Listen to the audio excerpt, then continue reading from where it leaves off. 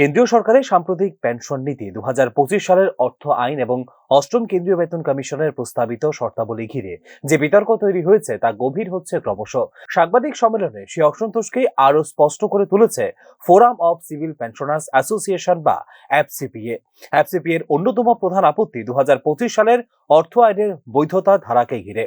সংগঠনের মতে এই আইন সরকারকে পেনশন সংক্রান্ত সিদ্ধান্ত প্রত্যাখ্যান বা পরিবর্তনের একতরফা ক্ষমতা প্রদান করছে। এর ফলে ভবিষ্যতে আইনি সুরক্ষা হারাতে পারে বর্তমান পেনশনভোগীরা।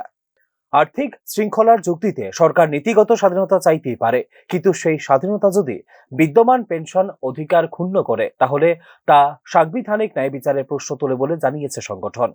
পেনশন সমতা দীর্ঘদিন ধরে পেনশনভোগীদের একটি প্রধান দাবি।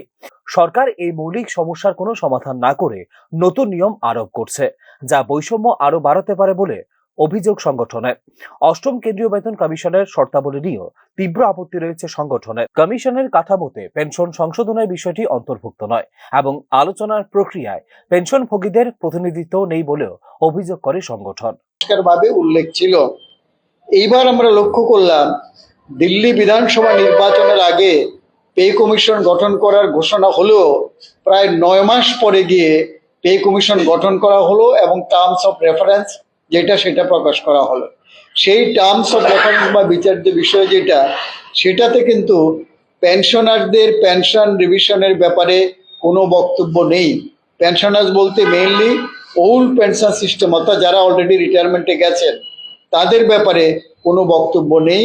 বরঞ্চ বলা হয়েছে যখন এমোলিউমেন্টস অর্থাৎ বেতন এবং পেনশন রিভিশন করবে অন্যদের জন্য, সেক্ষেত্রে নন কন্ট্রিবিউটরি এবং আনফান্ডেড এই দুটো শব্দ ইউজ করেছে, যেগুলো নিয়ে আমরা সারা ভারতের যে কেন্দ্রীয় সংস্থা আছে national coordination committee of pensioners association, এই পরিস্থিতিতে আগামী 13 ফেব্রুয়ারি গোটা দেশের পাশাপাশি রাজ্যব্যাপী ধর্ণা এবং রাজ্যভিত্তিক কনভেনশনের ঘোষণা দিয়েছে সংগঠন। 3টা বিষয় নিয়ে পে কমিশন গঠন হওয়ার পরে আমরা গভর্নমেন্ট অফ ইন্ডিয়ার কাছে 3টা স্টেপে এর মধ্যে আবার আপনার সিগনেচার ক্যাম্পেইন, সেটা পোস্ট কার্ডের মাধ্যমে হতে পারে বা আমাদের এখান থেকে আমরা যেটা করেছি সেন্ট্রাল গভর্নমেন্ট যারা পেনশনার যারা আছে এর মধ্যে আছে আপনার ত্রিপুরা ইউনিভার্সিটি আছে, সেন্ট্রাল গভর্নমেন্ট পেনশনার্স অ্যাসোসিয়েশন যার মধ্যে এজি, ইনকাম ট্যাক্স, কাস্টমস এরা সবাই আছে এবং বিএসএনএল, আমরা সবাই মিলে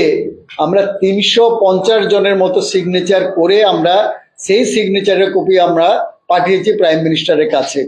এটা হচ্ছে পার্ট অফ দ্য প্রোগ্রাম, যে আমাদের প্রোগ্রাম যেটা চলছে তার এটা। এবং 9 তারিখে গেল ধর্না এবং আগামী 13 ফেব্রুয়ারি স্টেট লেভেলে আমাদের ধর্না হবে এই দাবির ভিত্তিতে। এবং তারপরে যেটা আছে আপনার বিভিন্ন পলিটিক্যাল পার্টিগুলোর সঙ্গে আমাদের যে দাবি, আমাদের যে অবিচার যেটা হচ্ছে পেনশনারদের প্রতি, সেটা সম্পর্কে অবহিত করে পলিটিক্যাল পার্টিগুলোকে আমাদের যে মতামত সেটা তুলে ধরা। এবং এরপরে আছে আবার আমাদের যে কনভেনশন, আমরা এখানে 24শে অগাস্ট আমরা করেছি কনভেনশন। অর্থনৈতিক সংস্কারের নামে পেনশনভোগীদের অর্জিত অধিকার খর্ব করা হচ্ছে বলে এদিন অভিযোগ করে এফসিপিএ। সরকারের পক্ষে আর্থিক ভারসাম্য রক্ষা গুরুত্বপূর্ণ হলেও পেনশনভোগীদের সামাজিক নিরাপত্তা ও মর্যাদা রক্ষা সমানভাবে জরুরি। আলোচনা ও অন্তর্ভুক্তিমূলক নীতি নির্ধারণ ছাড়া সম্ভব নয় এই দ্বন্দ্বের সমাধান। পেনশন নীতি নিয়ে এই অসন্তোষ আগামী দিনে আরো বৃহত্তর আন্দোলনের রূপ নেবে বলে হুঁশিয়ারি দিয়েছে পেনশনারদের এই সংগঠন। Bureau report, news now.